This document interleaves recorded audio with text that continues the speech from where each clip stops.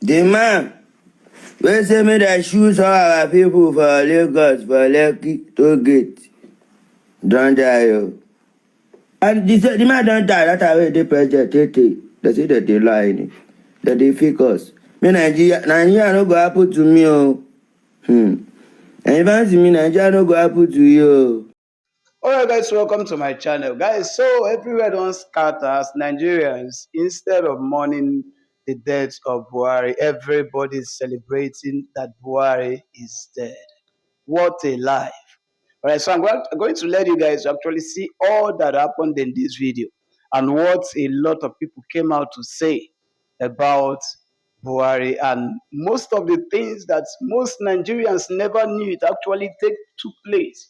It actually happened as a result of Buhari's instructions are now coming out in the public. And I want you guys also to hear what Obasanjo also said about Buhari's death and how Nigerians are loudly shouting that they thank God that Buhari has finally given up.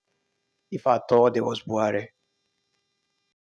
I think the location alone underscores the seriousness of the prolonged treatment that the former president was receiving. Now, in the coming hours, according to my sources, Femi Gbajabiamila, Chief of Staff to President Bola Tinubu, is expected to arrive in London. Now, his mission, of course, will be to assist the family with support and oversee preparations to bring the president home to Nigeria under official state protocol. Now, I think it's obvious that the magnitude of this moment cannot be overstated. Buhari was a defining presence in Nigerian life, first as a head of military regime in the 1980s, then later becoming the first president to defeat an incumbent in a democratic, historic election in 2015. Now, his tenure inspired admiration for his anti-corruption stance and discipline here in the UK, yet it also drew criticism amid economic challenges and security threats. Now, today, of course, those debates will be paused because a nation reflects on a life both revered and contested. For now, from here on Devonshire Place, a somber London sky mirrors the sadness that is felt across continents. Here at the London Bureau, Channels TV will stay on site for developments, including the arrival of the Vice President, His Excellency Kashim Shettima, official statements from the family, funeral arrangements, and further insights from the VIP delegation. Juliana Olayinka reporting for Channels TV News in central London. Meanwhile, former President Olusegun Obasanjo has also described as a great loss the demise of former President Muhammadu Buhari today. He described him as a patriot, a statesman who has tried his best, contributed immensely to the socio-economic and political development of Nigeria. While asking God to repose his soul, he says the former president will be greatly missed by families and friends.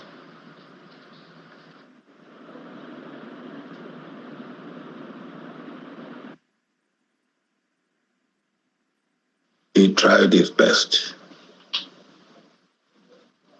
My prayer is that God will forgive him of his inadequacies and accept him into his kingdom.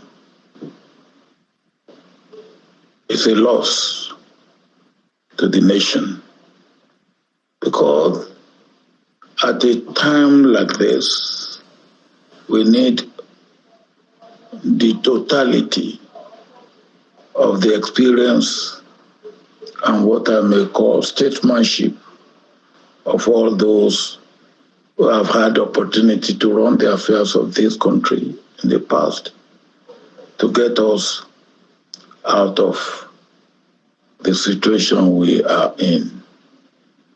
He will be sorely missed, and may his soul rest in perfect peace.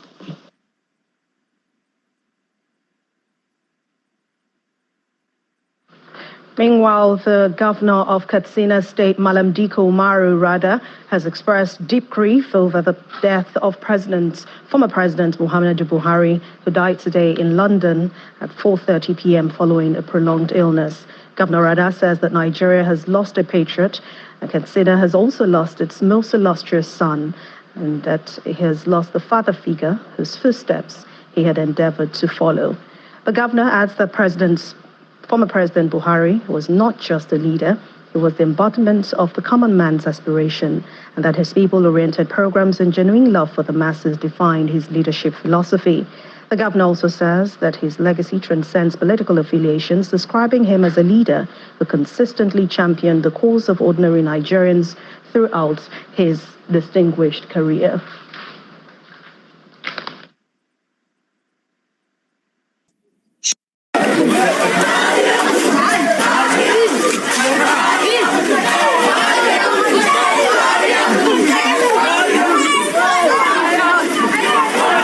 When you are a leader and you are not just, you are not fair, you don't lead in service of the people will make a drink and toast to your demise.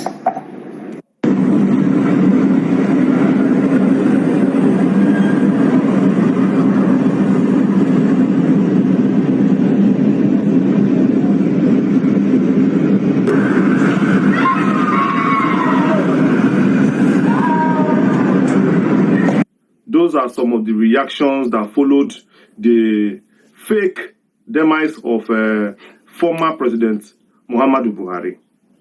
And this particular last video you saw, made me laugh because they said that is Zara Buhari. Zara Buhari, Buhari's daughter. If you watch that video very well, you will see that there was a camera already waiting across the main road. Why was that camera waiting for her? They said that her father is late and she was going to the clinic to go and check on the father that was in the ICU, and she entered the hospital. She could not cry in the hospital. She later left the hospital, came outside and started crying so that the camera will catch whoever it was that was crying, whoever it was. These people think that we are still in 1954. These people think that we are playing here. Like, do take us for a joke? Like we are playing, you just bring out somebody and tell the person what to do and prep the person very well to go in and come out and cry. Cover yourself with hijab. Then you now cry to newspaper. That is Zara Buhari. Buhari's daughter is crying because we said that we have not seen Buhari's wife, we have not seen Buhari's children. Then you just create Buhari's children overnight. Please, that is not even my news. It's not even my business because as we all know, Buhari is late since 2017. May, particularly. Looking at all the reactions, you can tell that the whole country is actually happy about this news. That is to tell you something. Look, let me tell you. If I play all the reactions that people have been, videos people have been bringing out about this Buhari's story, it will not contain 10 videos. And the same thing. The funny thing is that the whole Nigeria is united in one thing, that Buhari is a failure and Buhari is a bad person, and Buhari, some people even say that they don't want him to rest in peace. Some not even, just look at the videos now, look at them. From the youth of the north, the same people who said is Buhari or nothing, now they're the ones condemning him. When they were hiding Buhari, they thought they were doing him a favor. When they were hiding him, when he died and they didn't want to say it. That would have been the right moment to say it. Because whatever they did under his name when he died in 2017 still was on his head. He carried everything on his head. That even as he's dead now, most of the things that happened in 2017 and now are still recorded as his Buhari that did it. And this thing even gave him even more bad PR and more bad image. You see the sense? These Fulani people, they don't have that sense. And we always say it. The Igbos are the wisest. An Igbo man can never do that. What is the sense in that thing they did? During Yaradua, they did the same thing. It backfired. During Buhari, they did the same thing. It backfired. Are we the one that says should be bringing sick people and almost dead people to rule? Are we the ones? When you have young people in the north, you don't want to bring them.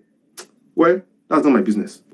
Let me read out some reactions that caught my attention and made a lot of sense. I thought I should bring it to your attention. Look at this one that wrote about Buhari's death. He said, Nnamdi Kanu clearly stated in 2017 where and how Buhari died. But because of the struggle he represents, so many chose to have a dead president in order to make him appear stupid. Just one trip to a London clinic in 2025 and he is declared dead. But you can't question why the same technology that revamped him in 2017 failed to do the same in 2025. Wisdom. Why didn't that successful revamp 2017, Buhari is back to life, he's okay now. Why didn't it succeed now? Most importantly, that he has just gotten some money from presidency. See another reaction that I got on social media. This one said, a heartless animal who ordered soldiers to massacre young people because he was a useless, brainless coward who felt he was going to be toppled, ordered the massacre of 350 Shiites, ordered the massacre of many innocent Igbo people, some who were wrongly labeled as IPOB. We don't mourn monsters. We only remember their victims. And may this barbaric demon never find the peace that he denied hundreds of millions of Nigerians. This is another smart reaction I got from social media, and I thought I should bring it up to you because there are lots of reactions. I tell you, in the millions. If I bring all of them here, we will not end today. The social media is flooded. Let me read another one. This one is from Omoyele Sowore. He said, Muhammadu Buhari slaughtered hundreds of Shiites, men, women, and children. He ordered soldiers of the Nigerian army to open fire on peaceful NSAS protesters waving the Nigerian flag. He disappeared a journalist called Dadiyata. He ordered the massacre of young Southeasterners he branded as IPOB. He disobeyed court orders, jailed critics arbitrarily, destroyed the economy, and ruined everything he touched. And now, because he is dead, some people with selective memory want us to mourn or worship him. Very shameful. This was also on point. Every word said on point. No miss. All hit. And let me read another one for you. This one said, Buhari is dead. The North is celebrated. The Yoruba Ronu rascals are going around looking for what Igbo people are saying about Buhari's death to pitch the North against the East so they can watch by the side, laugh, and reap from the spoil. These people think this is 1966, where they lie and manipulate the system. It is plain in your rascal faces. Definitely, this kind of period, people will want to score political points. That's another reaction I got.